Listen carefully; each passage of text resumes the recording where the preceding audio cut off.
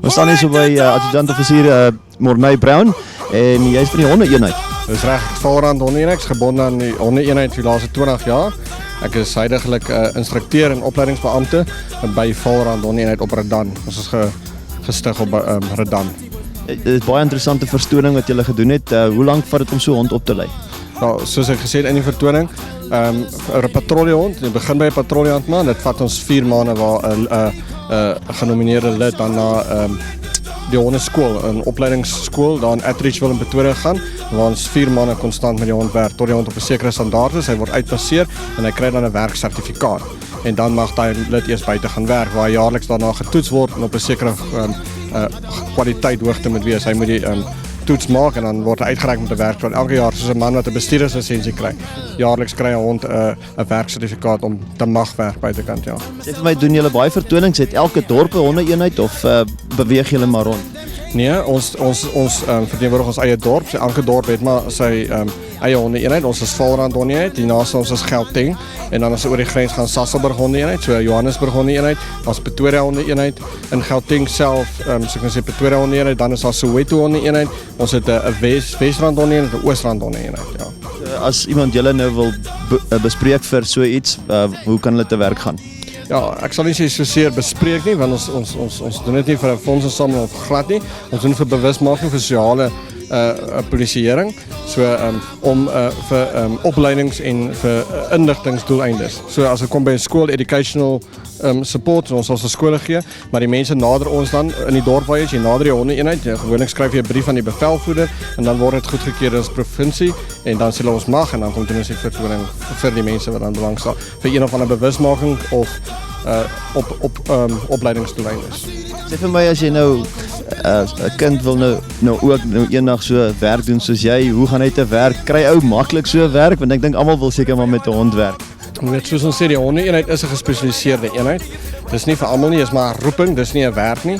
So jy moet regtig waar lief wees vir diere en dan begin jy maar in die polisie, jy gaan doen jou basiese opleiding as 'n polisiebeampte, jy gaan buite toe, jy gaan werk op 'n stasie of ietsie en van daarna as jy voel dat jy die roeping daarvoor het en jy kan jouself bewys, dan gaan doen jy aansoek by so 'n eenheid. Dis nie maklik om aan te kom nie, daar's sekere vereistes verbonde aan, jy moet baie fiks wees, jy fiks sy toetse en ja, jy moet ten minste buitekant al gewerk het buite in 'n dienssentrum of iets en kwalifikasies daar buite. Jy kom nie net en jy doen aansoek by die honde, jy gaan direk honde-eenheid toe nie. So jy gaan eers begin by die begin, by jou basiese opleiding van die polisie. Dan kom jy in die polisie en dan is dit 'n loopbaan wat jy kies binne in die polisie self, ja. Ek dink dit sal seker help as jy van kursusse voor die tyd begin doen oor honde en diere en dit as 'n agtergrond kan hê.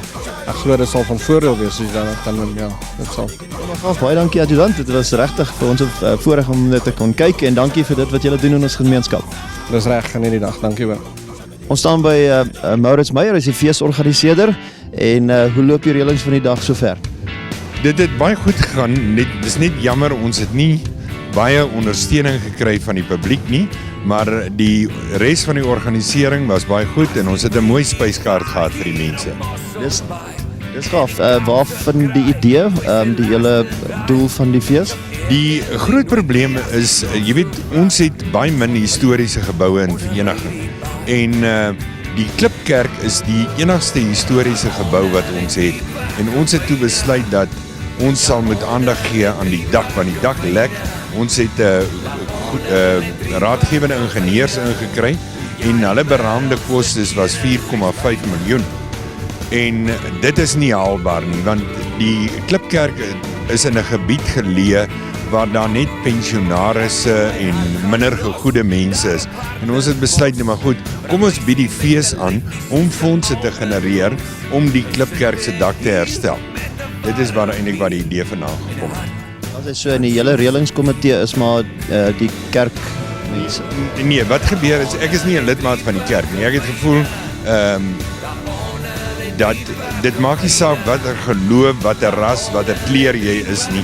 Dit is iets wat 'n bate is vir ons dorp en ons moet iets daaromtrent doen. En toe het ek met die voorstel gekom, kom ons hou 'n fees en ons kyk hoeveel fondse ons daardeur kan genereer.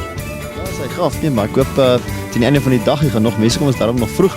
So ja, dan wat ons die dag kan regmaak. Baie dankie en baie dankie aan al die kunstenaars wat hierdie projek ondersteun het. Ons waardeer dit baie. Baie dankie. As jy staan hier en gesels met Ampie Volskenk. Hallo Hans. Hoe doen jy? Jy ook lekker. Jy het ons onder 'n ander naam ook gesing. Ja, in die jare 80s, 85, Tony Knight. Al my country goed onder Tony Knight gedoen. Sê vir my, hoeveel series het jy al uit? Ek het 2 7 singles daai jare en 'n LP en tans het ek so 7 singles.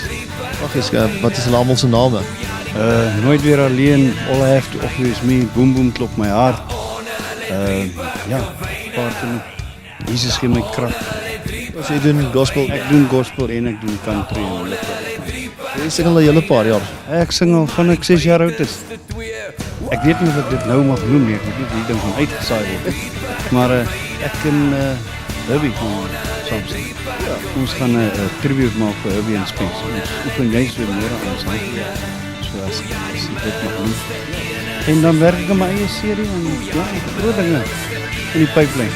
Also, wat voorspoed met jou toekoms. Sien uit om jou Herbie en Spence. Is jy die Spence? Ja, ek en die Pence, ja. Ja. As ons staan by James en Andre Swanepoel en julle noem julleself net James en Andre. Ja, net James en Andre. En julle speel lekker musiek? Wat se tipe musiek speel julle? Jong, is 'n moeilike vraag. Ek dink James gaan hom vir jou mooier beantwoord as ek want hy kry altyd die voorreg om hy vraag te antwoord, so laat hy vir jou sê. Ja, dis nie 'n ding wat ons kan sê, 'n vingerwys nie. Dis wat ons letterlik gedoen het, is 'n mengsel van country, bluegrass en boeremusiek wat saam gesmeld is. En julle speel die instrumente ook. Ja, ek speel akoestiese gitaar, ander speel basgitaar. As hy so, is jy die jongste? Ja, ek is die jongste. Al ek het nie so nie. Jy is die baas, jy speel op die baas. ja, daarom nie regtig nie. Nee, ons doen nie dis 'n spansport, jy weet. Van wanneer af doen julle dit al saam? Jong, ons is al 1999, 14 jaar. Ja, en so julle is relatief besig? Ja, daar's plek vir om nog besigger te word, maar dit gaan baie goed, ja. Dis al, julle seker 'n day job. Ja, ons doen die musiek nou nog deeltyds, maar om aan die lewe te werk ons van die dag ook. Dan sê we, wat se werk doen jy hierdie dag? jong, ek is in Harreware store. Julle is hier van vereniging. Nee, ons is van Springs af. Ja, al die pad. Het julle al 'n CD uit? Ons het al 2 series uit, Volmaakte Klanke is ons nuutste ene wat nou uit is en een wat ons opgedra het in groep 2, dankie groep 2. Gaaf, sê vir my James, die serie se name?